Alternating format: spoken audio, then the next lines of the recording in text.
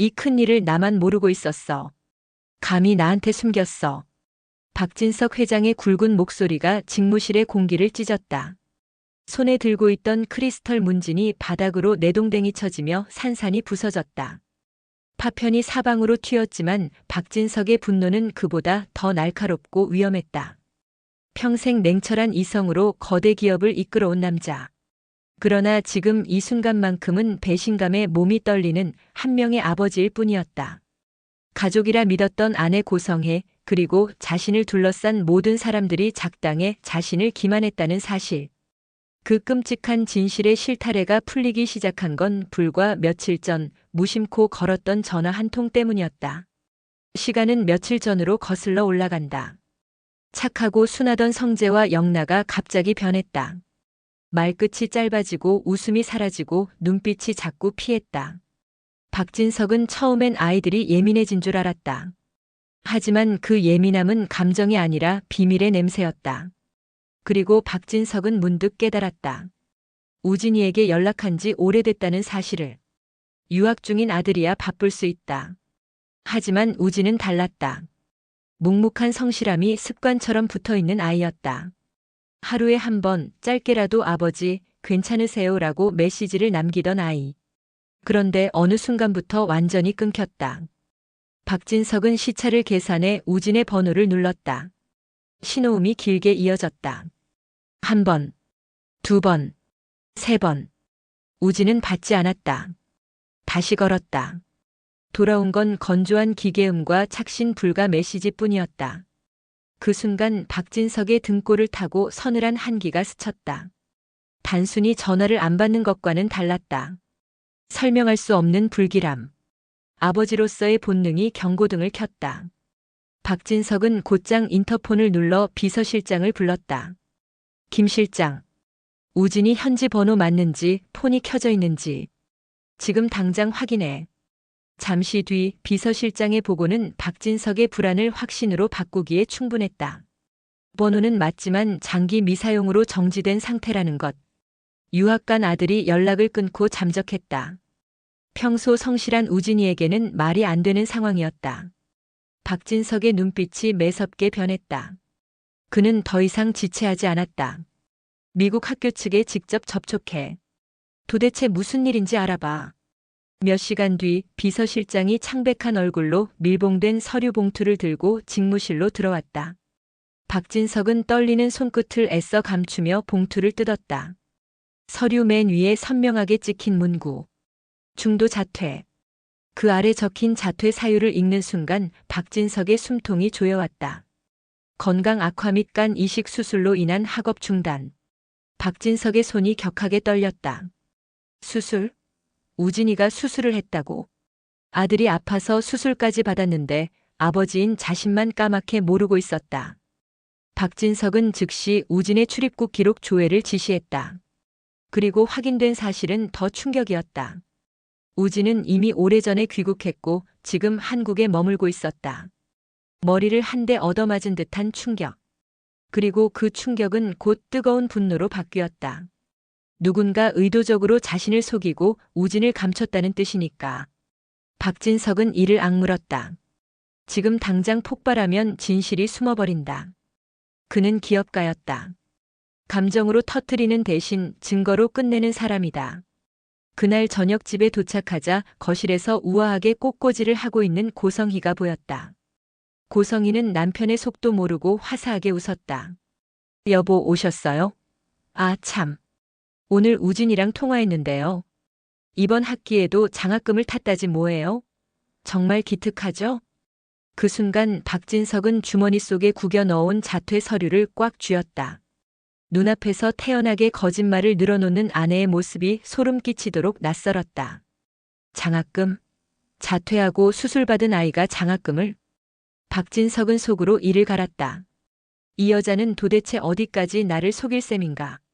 하지만 그는 폭발하지 않았다. 아무렇지 않은 척 입꼬리만 올렸다. 그래. 기특하군. 짧게 답하고 서재로 들어갔다. 문을 걸어 잠그는 순간 박진석의 얼굴에서 미소가 사라졌다. 그날 밤 그는 단 한숨도 자지 않았다.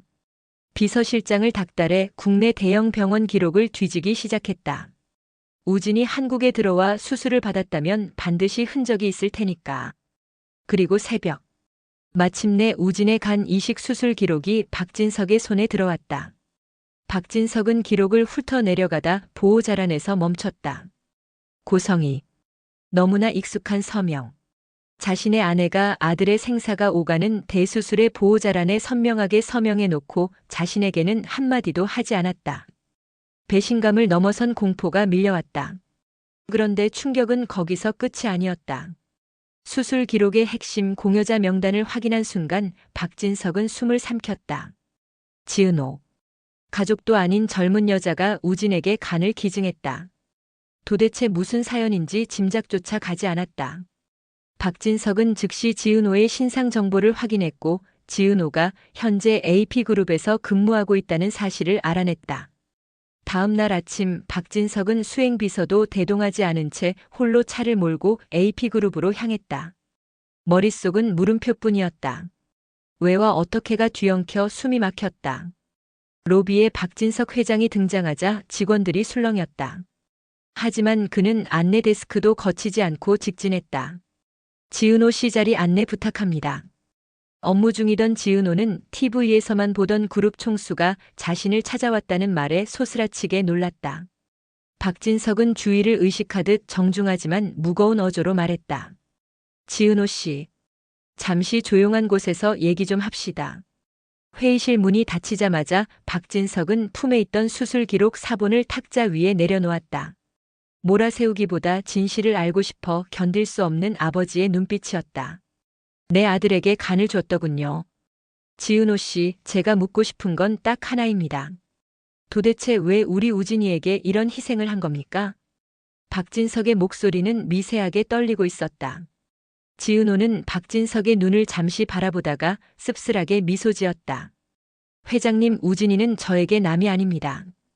그게 무슨 말입니까? 지은호는 떨리지만 또렷한 목소리로 말했다. 우진이는 제 쌍둥이 오빠입니다.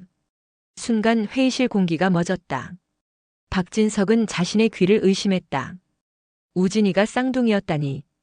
그럼 지은호는 숨을 한 번 고르고 그동안 감춰졌던 진실을 하나씩 꺼내놓기 시작했다. 회장님, 저는 25년 전 4살이었습니다. 고성희 씨 아니 제 생모는 저와 우진이를 키우기 힘들다는 이유로 보육원에 버렸어요. 그런데 우진이만 회장님 집으로 데려갔습니다. 후계자로 만들기 위해서요. 박진석은 망치로 머리를 얻어맞은 듯 멍해졌다. 고성희가 재혼 전 아이가 있었다는 건 알고 있었다. 하지만 아이들을 버렸다가 골라서 데려왔다는 사실은 상상조차 하지 못했다. 지은호의 고백은 멈추지 않았다. 우진이의 간 이식이 필요해지자 고성희 씨는 저를 찾았습니다. 마치 잃어버린 딸을 우연히 찾은 것처럼요. 하지만 진짜 목적은 따로 있었어요. 제가 간 이식을 거부하자 제 양어머니와 동생 강호를 볼모로 협박했습니다. 박진석의 손이 떨렸다. 협박을 했다고? 네. 저는 처음엔 거부했습니다. 그런데 우진이가 누구인지 알게 됐어요. 제 쌍둥이 오빠라는 걸요. 저는 우진이를 살리겠다고 결심했습니다. 지은호의 목소리엔 슬픔과 분노 그리고 우진에 대한 애정이 뒤섞여 있었다. 하지만 회장님, 우진이는 끝까지 반대했습니다. 제가 쌍둥이 동생이라는 걸 알고 나서는 차라리 죽으면 죽었지 절대 받지 않겠다고 도망치려 했어요. 박진석은 다리에 힘이 풀려 의자에 주저앉았다. 자신의 아내가 버린 친딸을 협박해 아들을 살리려 했고 아들은 동생을 지키기 위해 수술을 거부하려 했다. 이 비극 앞에서 박진석은 숨조차 제대로 쉬기 힘들었다. 그럼 지금 우진이는 어디 있나? 잘 지내고 있는 건가? 박진석의 목소리는 이제 애원이었다. 지은호는 조심스럽게 말했다. 우진이의 안전을 위해 구체적인 장소는 말씀드리기 어렵습니다. 수술 후에도 고성희 씨는 우진이를 통제하려 했어요.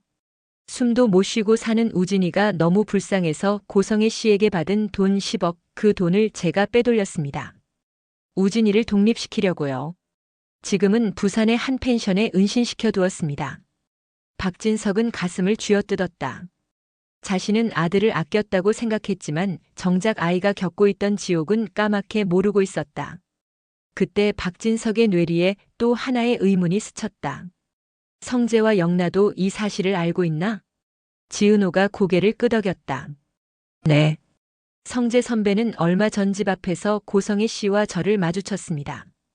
회장님께 바로 알리려 했지만 시간을 좀 달라고 부탁해서 기다리고 있었어요.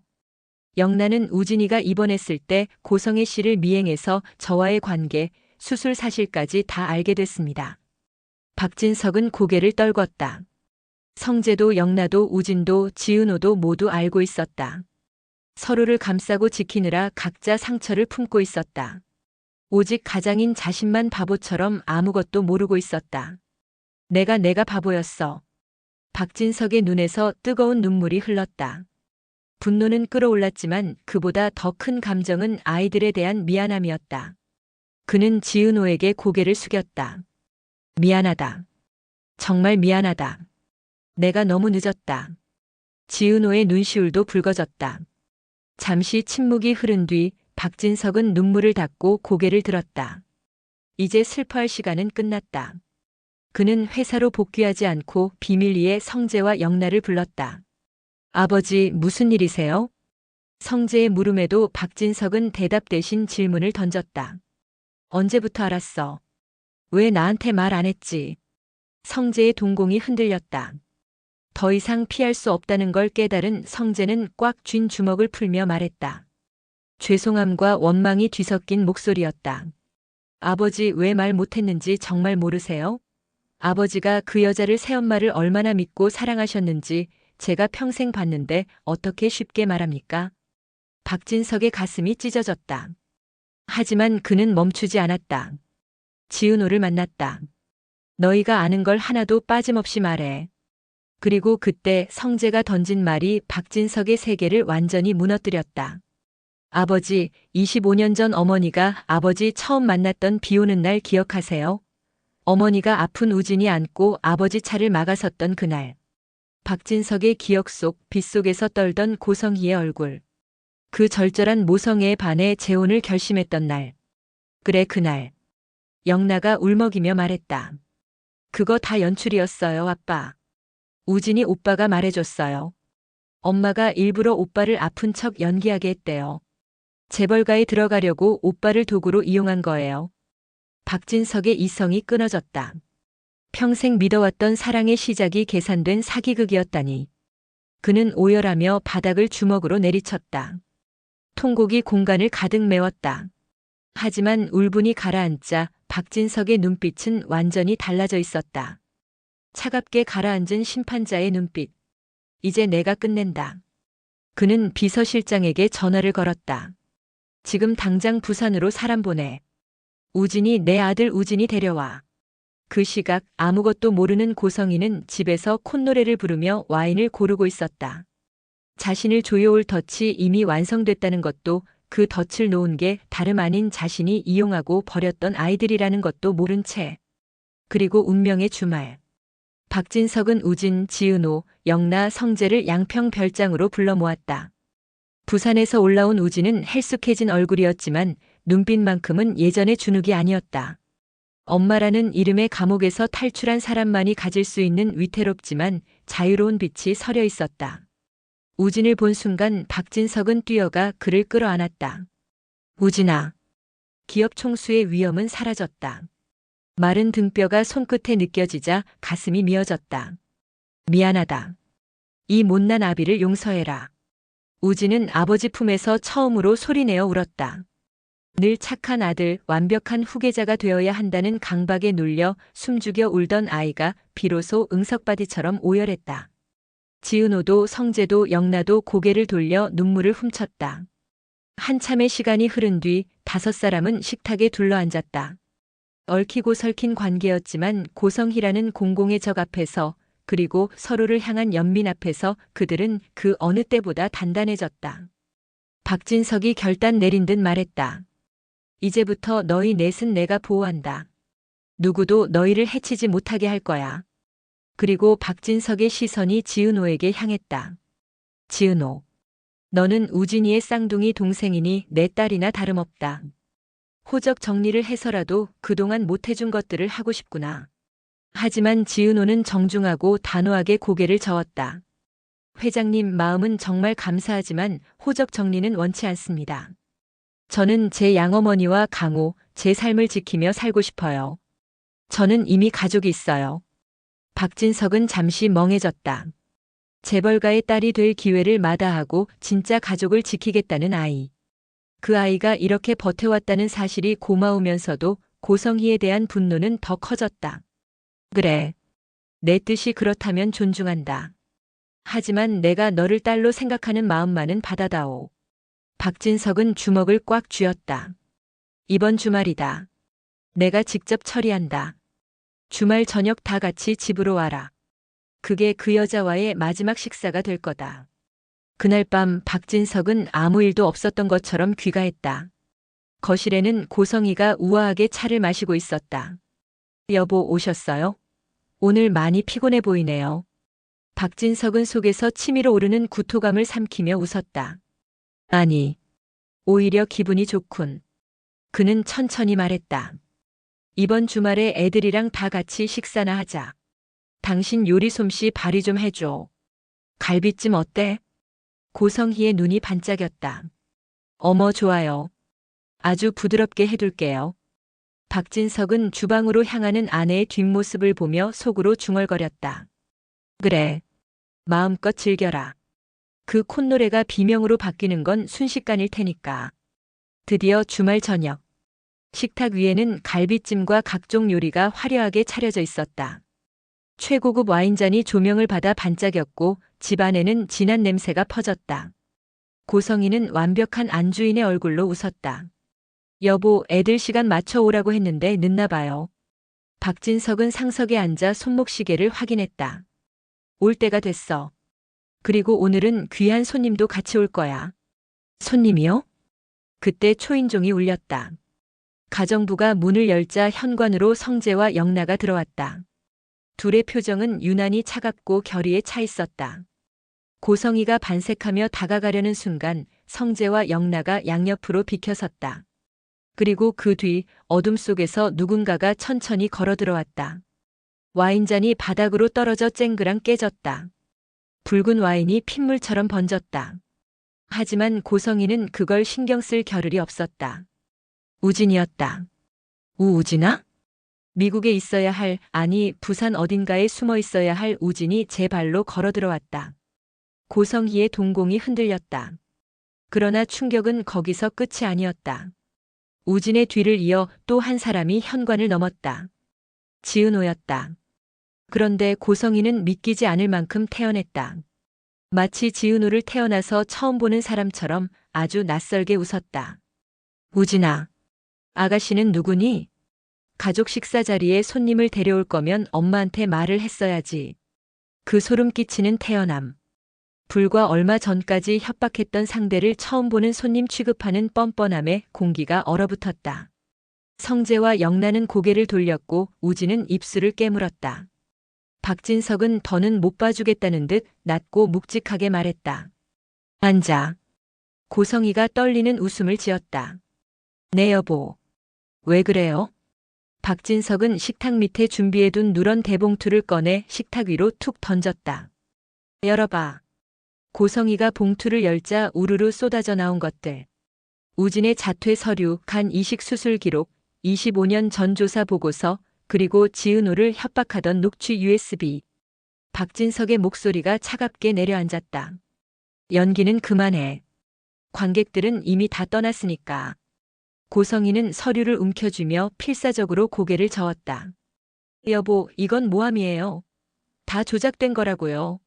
저 애들이 재산 노리고 꾸민 짓이에요. 당신 내 말 믿죠? 그때 우진이 폭발했다. 엄마, 당신은 나를 아들이 아니라 이 집에 들어오기 위한 입장권으로 썼잖아.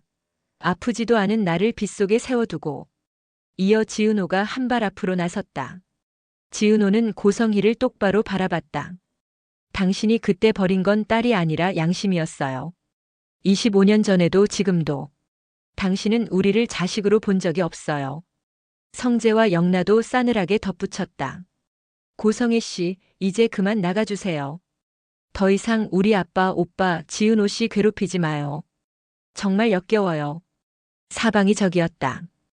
고성희는 마지막 발악처럼 식탁볼을 잡아당겼다. 와장창 그릇들이 바닥에 뒹굴고 음식이 튀었다. 내가 이 집 안주인이야. 내가 너희를 어떻게 키웠는데. 박진석, 당신이 나한테 이럴 수 있어? 이혼? 절대 못해. 죽어도 이 집 귀신으로 죽을 거야. 하지만 박진석은 미동도 하지 않았다. 더러운 오물을 바라보듯 차갑게 가라앉은 눈으로 아내를 내려다보며 마지막 선고를 내렸다. 경호원 부를까? 아니면 내 발로 나갈래. 그리고 아주 낮게 숨까지 얼게 만들며 말했다. 마지막 남은 품이라도 지키고 싶으면 지금 당장 내 눈앞에서 사라져. 고성희는 순간 멈칫했다. 본능적으로 깨달았다. 박진석의 눈빛은 이미 모든 정이 떨어져 나간 타인의 눈빛이라는 것을. 더는 매달려도 통하지 않는다는 것을. 그녀는 억지로 자존심을 세우며 헝클어진 옷매무새를 고쳤다. 그래, 나가주지. 나도 더러워서 안 살아. 그리고 아이들을 하나하나 쏘아보며 독서를 퍼부었다. 은혜도 모르는 것들. 내가 너희를 낳아준 어미야. 천륜을 저버린 데가 반드시 치를 거야. 박진석을 향해서도 씩 웃었다. 당신도 두고 봐. 나 없이 이 집안이 얼마나 잘 굴러가는지 똑똑히 지켜볼 테니까. 또각또각 구두 굽소리를 요란하게 내며 현관으로 걸어가 문을 쾅 닫고 나갔다. 거실에는 무거운 침묵이 흘렀다. 하지만 박진석의 입가에는 아주 짧은 냉소가 스쳤다. 어디 마음껏 떵떵거려봐라. 박진석은 이미 모든 걸 끊어놨다. 고성희가 믿고 있는 돈줄을 그녀가 알아차리기도 전에 법적으로 완벽하게 묶어버렸다. 그 시각 고성희는 택시를 타고 서울 시내 최고급 5성급 호텔로 향했다. 스위트룸에 머물며 변호사를 선임하고 반격할 계획이었다. 로비에서 턱을 치켜들고 프런트 데스크에 다가가며 말했다. 여기서 제일 좋은 스위트룸으로 줘. 장기 투숙할 거니까. 고성희는 거만하게 블랙카드를 내밀었다.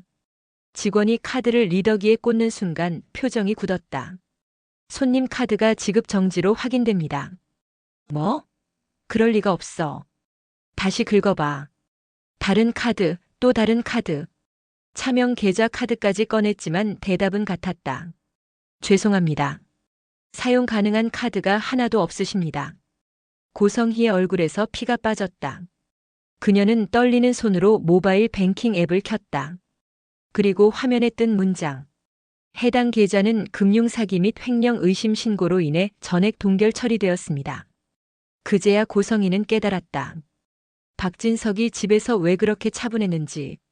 그는 이미 고성희가 숨겨둔 비자금, 차명 계좌, 부동산, 주식, 신용카드까지 전부 법적으로 봉쇄해 두었다. 고성희를 빈털터리로 만들어 세상 밖으로 내던진 것이다. 아, 아니야, 내 돈이 내 돈이. 고성희는 이성을 잃고 프런트 데스크를 내리쳤다. 박진석, 내가 당신한테 어떻게 했는데. 내 돈 내놔. 내 돈. 보안요원이 달려와 그녀를 제지했다. 우아했던 사모님의 가면은 산산이 부서지고 남은 건 탐욕에 미쳐 울부짖는 민낯뿐이었다. 그리고 그 순간 로비의 사람들이 스마트폰을 들었다. 찰칵 찰칵. 동영상 버튼이 눌렸다. 저거 고성희 아니야? 카드 정지됐다면서 난리치는 거야? 와, 실성했네.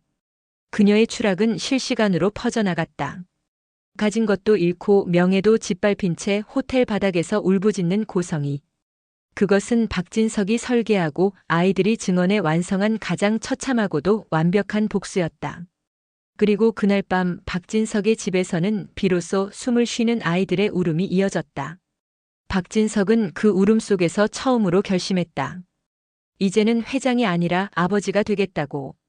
모든 것을 잃고 바닥으로 떨어진 고성희.